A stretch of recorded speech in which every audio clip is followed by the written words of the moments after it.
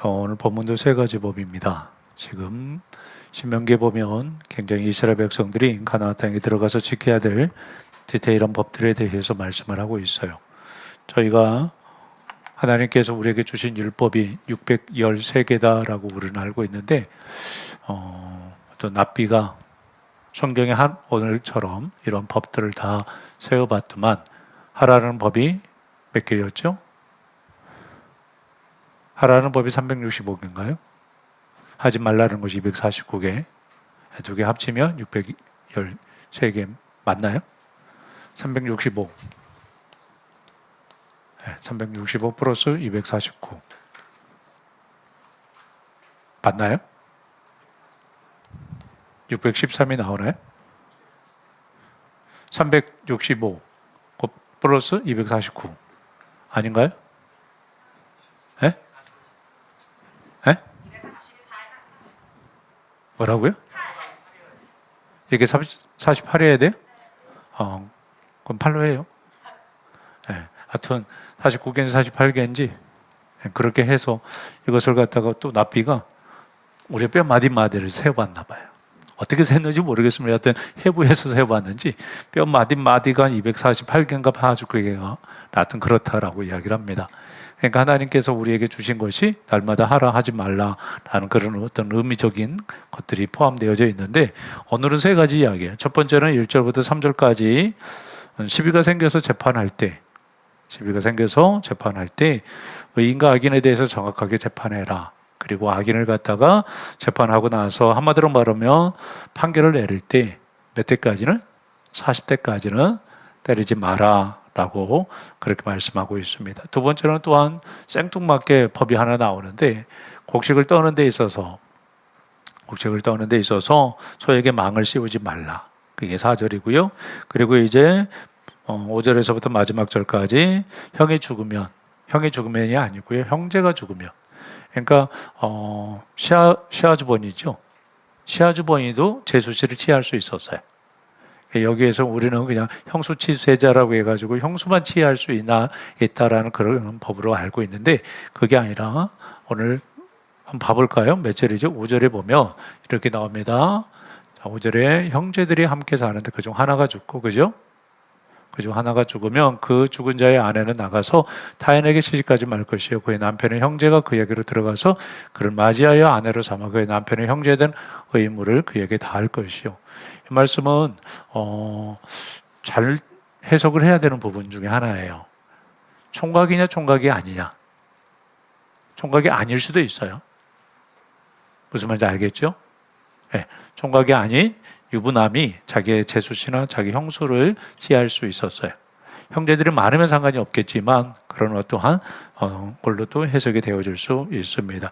자, 그러면 만약에 취하지 않는다면 어떻게 한다고 그랬죠? 장로들 앞에 그리고 성문 앞에 데리고 와서 침을 뱉고 신발을 벗기고 또 뭐라고 이야기 이스라엘 중에서 그의 이름을 신발 벗긴 사람이다, 집이다라고 그렇게 선언하다라고 그렇게 이야기를 했습니다.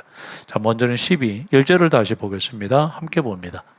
사람들 사이에 시비가 생겨 재판을 청하며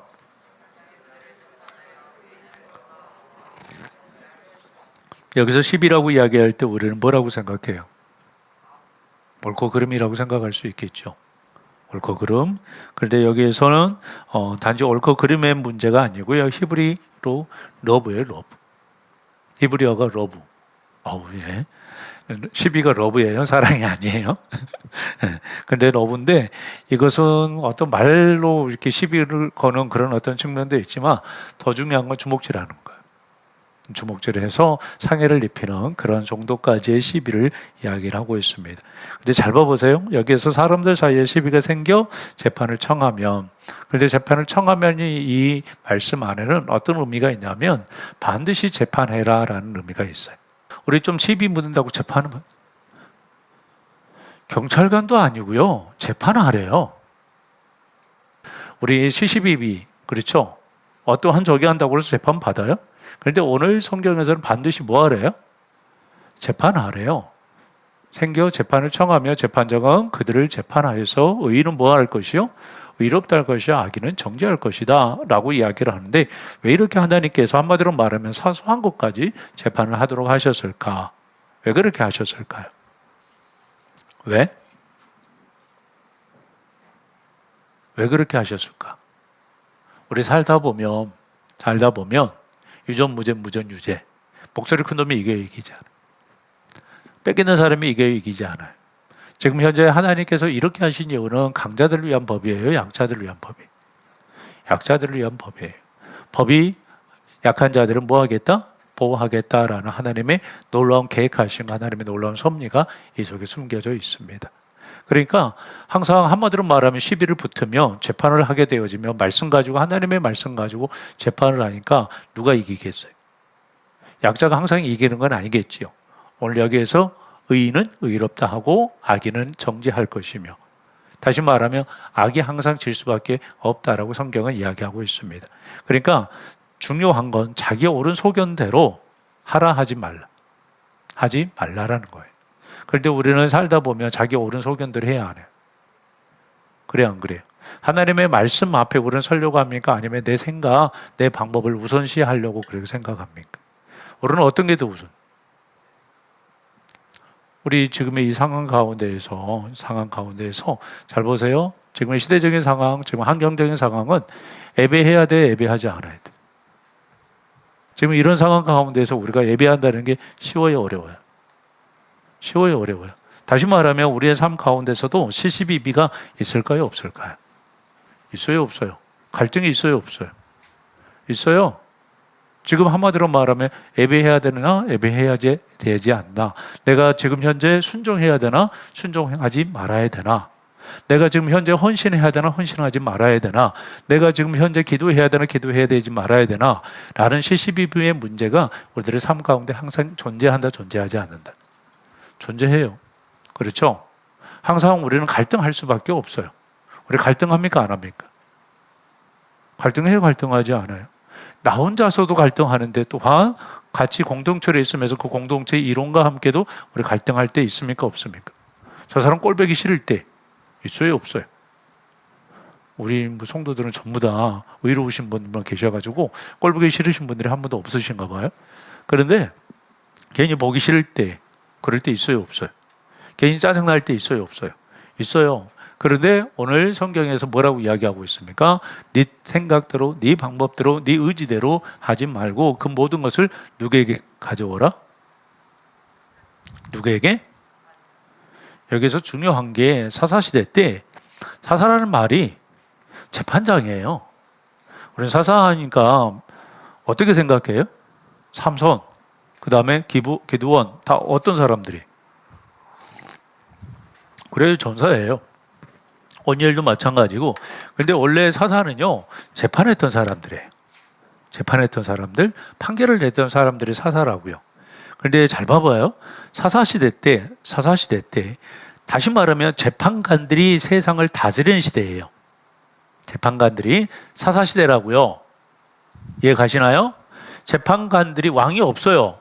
모든, 한마디로 말하면 이스라엘에 누가 이스라엘을 통치하고 다스리냐면 하나님이시지만 실질적으로는 누가 다스렸어요? 사사들이 다스렸어요. 그러면 그 사사들이 다스리던 시대에 하나님께서는 사사기에 어떻게 한마디로 마무리하고 끝내요? 모든 사람들이 자기의 옳은 소견대로 행하였더라. 네.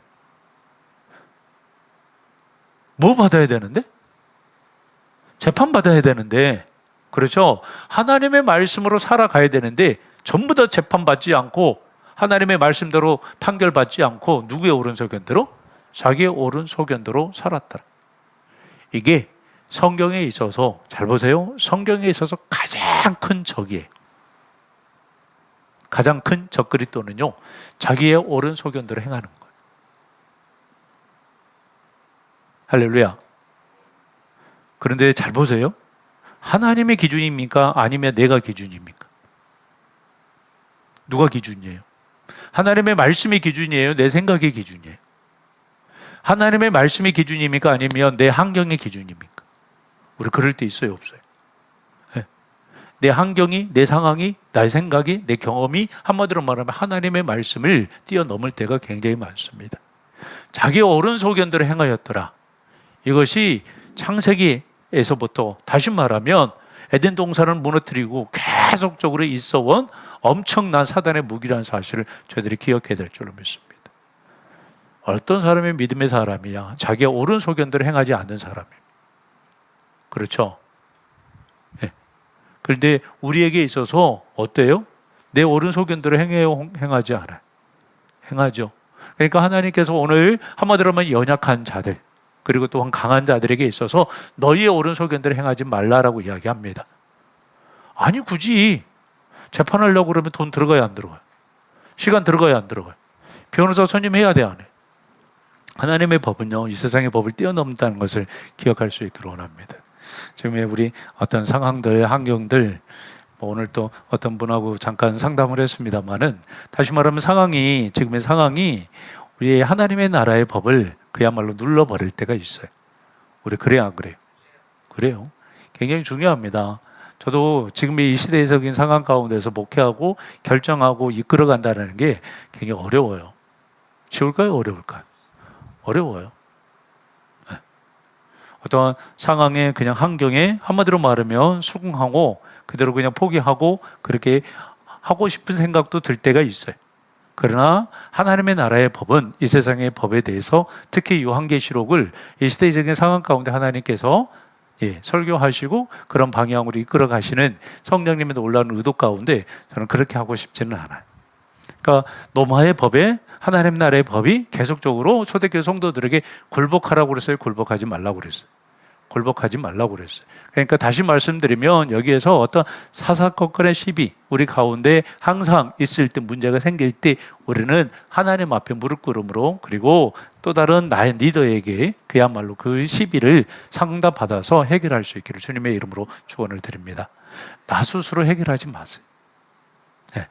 신앙생활은요, 항상 내 수준은 이만큼밖에 안 된다고 생각하시면 돼요. 제가 항상 이야기하지만 다 됐다라고 생각하는 순간 사탄이 쑥 들어와서 넘어지게 합니다. 나 이 정도 됐으면 되지. 나 이 정도 됐으면 목사님에게 상담하지 않아도, 기도하지 않아도 내가 결정할 수 있는 것은 내가 결정하면 돼. 우리 어른 되면 그렇게 해야 돼, 안 해야 돼? 해야 되겠지요.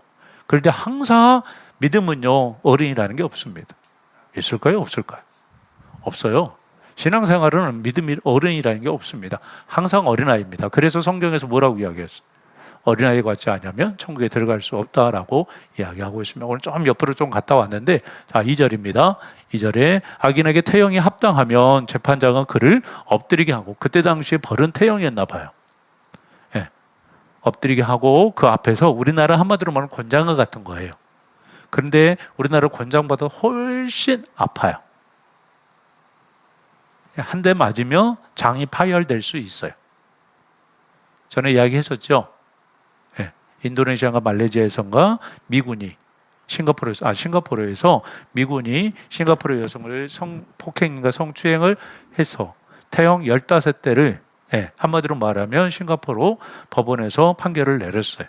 그런데 미국 오바마 대통령인가 싱가포르 총리한테 특별 서신을 보내서 해서 면해달라고, 줄여달라고.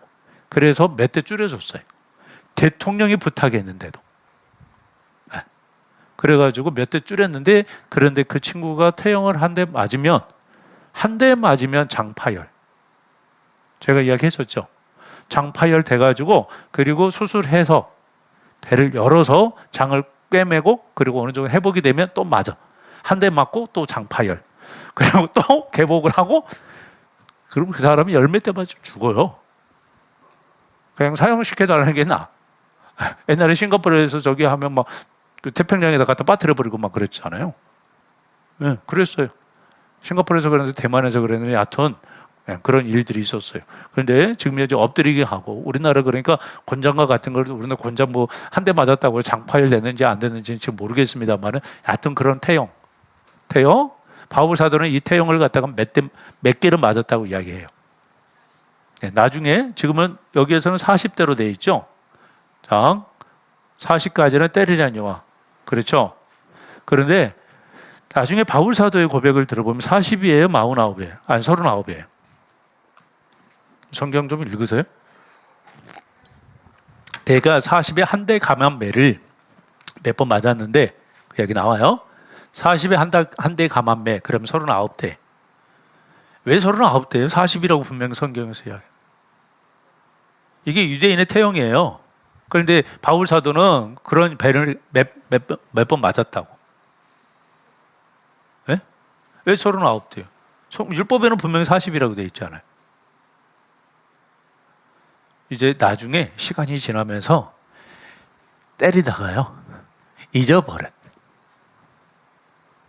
무슨 말인지 알겠어요? 네. 그래서 마흔을 안 넘기려고 39가지만 때리자라고 법으로 정해놨어요. 그러니까 때리는 사람이 하나요? 두 개요? 했는데 나중에 이제 이게 헷갈리다가 맞는 사람도 그러고 때리는 사람도 그러고 잊어버려가지고 한 대를 때릴 수 있잖아요. 때리지 말라고 넘기지 말라고 그래서 한 대를 줄인 거예요. 그래서 39대까지만 때리는 걸로 율법의 조항으로 만들어놨어요. 그래서 바울 사도는 39대를 맞았어요. 근데 잘 보세요. 여기에서 넘기지 말라고 했어요. 왜 넘기지 말라고 했어요? 에? 죽을까 봐. 아니죠. 여기 답 나와 있어요. 그래서 매를 지나치게 때리면 내가 내 형제에게 할 것이 그게 아니라 내 형제를 경히 여기는 것이 될 것이라. 경의가 뭐예요? 가볍게 여기는 거. 그러니까 사람이 한마디로 말하면 너무 많이 맞아버리면 때리는 사람도 그렇고 죄를 받는 사람도 그렇고 어떠한 마음이 드냐면 한마디로 말하면 별거 아니네? 저 인간 별거 아니네? 그럴 수 있어요, 없어요? 완전히 만신창이가 되면 멀쩡한 사람도 우리들의 눈으로 봤을 때 어때요? 가볍게 여길 수 있어요, 없어요? 있어요. 그럴 수 있어요, 없어요? 있어요. 그렇죠? 예비군 다 저기였죠. 예비군 복만 입으면 뭐가 돼요, 사람? 개가 돼요. 네. 모든 사람들 판검사도 상관없어요. 하여튼 학교 선생님들도 상관없고 예비군 복만 입으면 다 개가 돼요. 이상하게. 그거예요.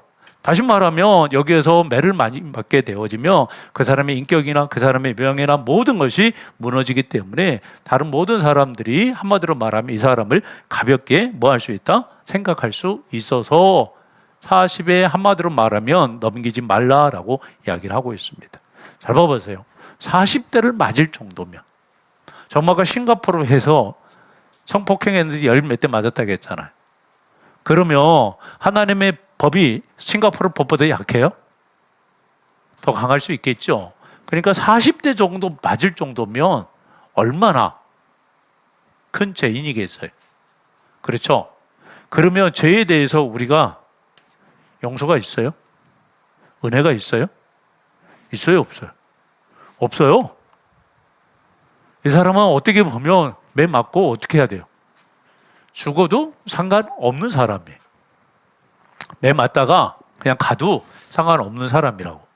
그런데 하나님께서는 이 사람을 갖다가 어떻게 해요? 보호하세요, 보호하지 않으세요? 아무리 극악무도한 죄인이라 할지라도 하나님께서는 지금 현재 이 사람을 뭐하고 계세요? 보호하고 계세요. 굉장한 세상의 율법에서는 세상의 법에서는 찾아볼 수 있어요, 없어요? 마땅히 맞아야 될 자예요. 그렇죠? 마땅히 처형을 당해야 될 자고 한마디로 말하면 완전히 세상에서 뭐 해야 돼? 매장되어져야 될 사람이에요. 근데 3절 40까지는 때리는 것을 넘기지는 말라. 그러면서 내 형제를 가볍게 여기다. 니콜라예요, 니콜라가 멍에 한마디로 말하면 명예가 더럽혀지지 않도록 해라. 이 말 뜻이에요. 그러니까 이 사람이 보세요. 자, 내 형제를 경히 여기지 말라. 뭐라고 표현해요? 형제라고 표현해요. 우리 지존파를 형제라고 이야기합니까? 극악무도한 살인마를 우리 형제라고 이야기합니까? 그렇게 이야기하지 않죠. 아무리 형벌을 받아야 할 죄인이라도 여전히 이스라엘 형제이므로 마땅히 받아야 될 형벌 이상의 벌을 받지 말자라는 의미가 담겨져 있어요. 범죄자라고 할지라도 그 죄를 갖다가 한마디로 말하면 하나님께서 끝까지 용서하시고 끝까지 보호하시는, 그렇죠? 당신의 공동체 안에서 버리시는 게 아니기 때문에 다시 공동체 안에서 고쳐서 쓰시기 위함이지 그 사람을 완전히 매장시키시려고 매를 때리는 게 아니라고. 우리 자녀들 매 때릴 때 죽여버리라고 때리십니다. 너 오늘 한번 예짐선 그렇게 한 번도 때려본 적이 없으세요? 뭐 우리는 어렸을 때 뭐 죽을 만치 그냥 맞았기 때문에 뭐 할 말은 없습니다만은 뭐 죽으라고 때리는 건 아니잖아요. 그렇죠? 그거 돌아오도록 때리는 거지. 그건 마찬가지예요. 하나님께서 당신의 백성들을 갖다가 징벌하시고 때리는 데 있어서 어떻게 하셨어요? 돌아오도록, 그가 회개하도록, 그런 한마디로 말하면 교화하도록 하나님께서 허락하셨지 그가 죽도록 하나님께서 때리시는 건 아니에요. 자, 그러니까 하나님께서는 이러한 극악무도한 사람까지도 뭐 하는 거예요? 보호하시고 계시는 것을 볼 수가 있습니다. 히브리인들에게요, 40이라는 그 단어라는 그 의미 자체가 심판과 고난을 상징해요. 항상 이야기하지만 40이라는 숫자가, 우리나라도 사자는 의미가 나쁜 의미잖아요. 죽을 사자. 그런데 히브리 문화에서도 40이라는 숫자는, 사라는 숫자는 고난과 뭐라고요? 심판이에요. 심판과 고난, 이게 항상 상징되어지는 숫자입니다. 그래서 애굽의 한마디로 말하면 노예 생활도 400년. 예수님께서 그 다음에 뭐죠? 뭐 하신 거? 금식하신 것도 며칠? 40일. 그런 어떠한 의미적인 것들이 굉장히 담겨져 있어요. 그런데요, 여기에서 심판과 고난을 상징하기도 하지만 무엇도 상징하냐면 연단도 상징해요. 연단. 하나님께서 한마디로 말하면 광야 40년을 통하여서 당신의 백성들을 연단시키고 새롭게 하시는 놀라운 비밀. 그래서 하나님께서는 40을 갖다가 때리도록 하셨습니다. 그런데 또 있죠. 4절에 보니까 이제는 좀 이상한 게 하나 끼어 있어요. 곡식 떠는 소에 망을 씌우지 말지니라. 잘 보세요. 지금 현재 살펴보지는 않았습니다만은 먼저 살펴볼까요? 5절에서부터 보면 어떤 것이 끼어 있죠? 5절에서부터 보면 뭐예요? 좀 아까 이야기했듯이 형사치수제. 형수가 아니라 형사예요. 형사치수제. 다시 말하면 계대결혼이에요. 계대결혼. 이게 이스라엘에만 있었던 게 아니라 그때 고대 근동, 그때 군동이라고 이야기하니까 이제 좀 헷갈려 할 수 있는데, 우리나라는 좌측 유럽에서 봤을 때 근동이라고 해요? 극동이라고 이야기해요? 뭐라고 이야기해요? 극동이라고 이야기하죠. 그러면 우리는 지금 현재 우리의 시선으로 봤을 때는 중동이라고 이야기하는데 유럽 사람들이 봤을 때는 거기를 근동이라고 이야기합니다. 가까운 동쪽. 우리는 너무 먼 동쪽. 예, 가시죠? 그러니까 거기에서 사람들이 이야기하는 중동은 어때, 인도나 중국 정도 되는지 모르겠습니다만 하여튼 우리는 극동이에요. 그러니까 다 유럽의 관점에서 모든 것이 만들어졌다 해도 과언이 아닌데, 이 그대 근동의 나라들은요 거의 계대 결혼이 거의 보편화되어지는. 네. 왜냐하면 벌써 형제들이 함께 사는데 그 중에 하나가 죽고 아들이 없거든. 그 죽은 자 함께 있겠습니다.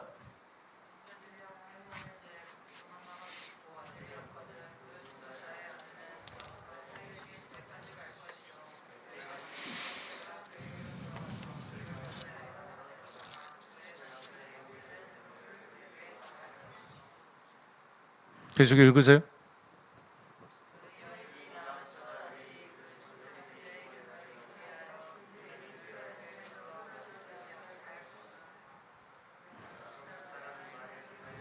네, 멈추겠습니다.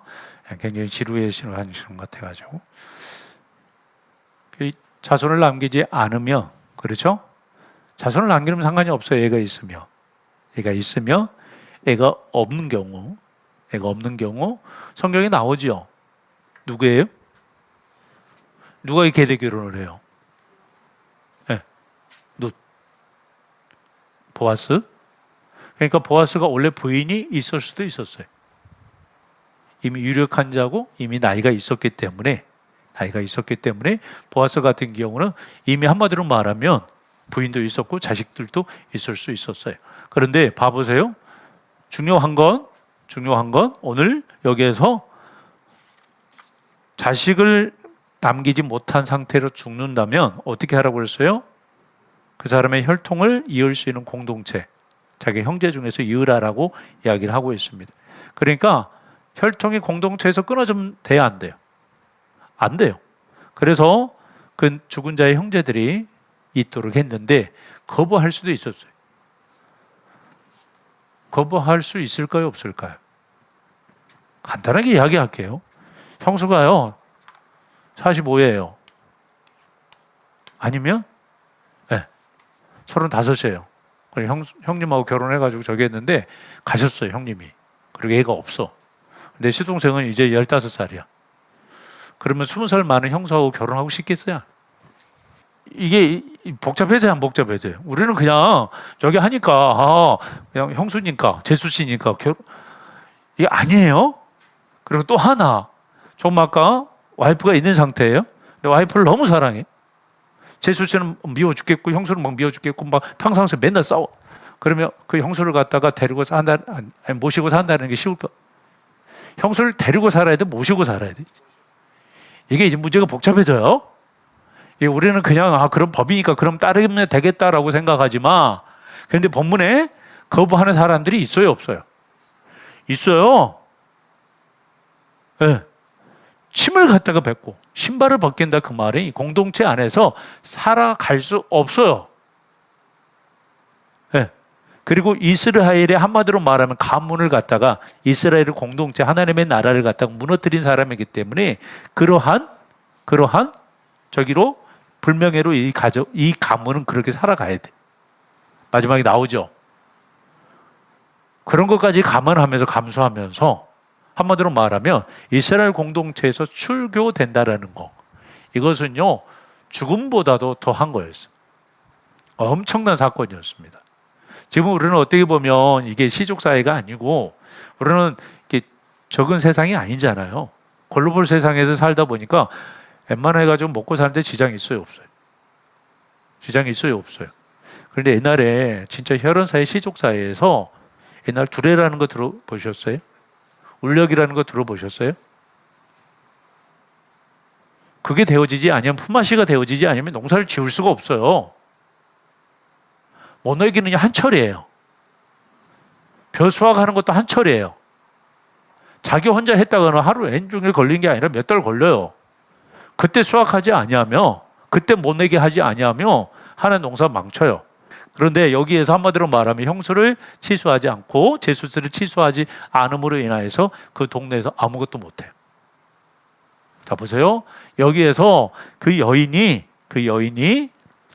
다른 데로 가지 않고 왜 그 가문에서 한마디로 말하면 대를 잇게 했을까? 왜 그렇게 했을까요? 왜 그렇게 하셨을까? 첫 번째는 대를 잇게 하시는 이유도 있어요.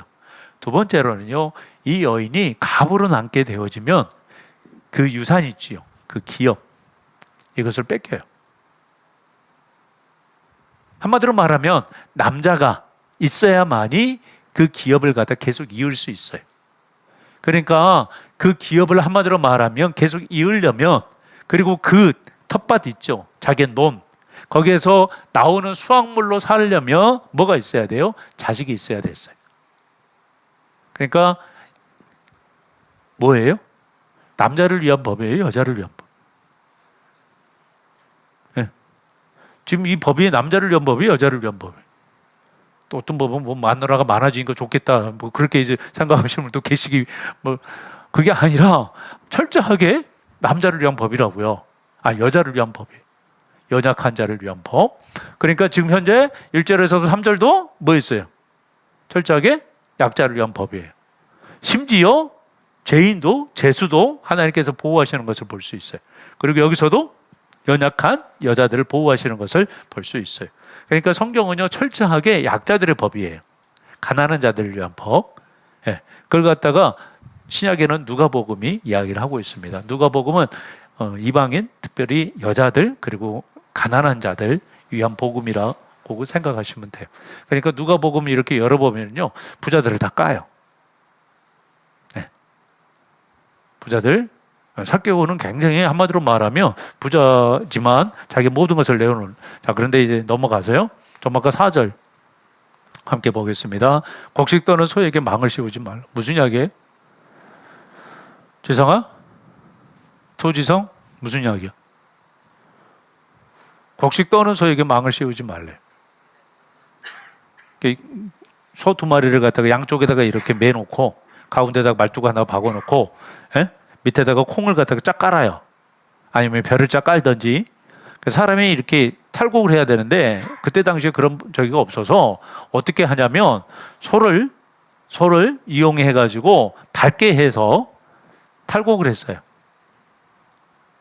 무슨 말인지 알겠죠?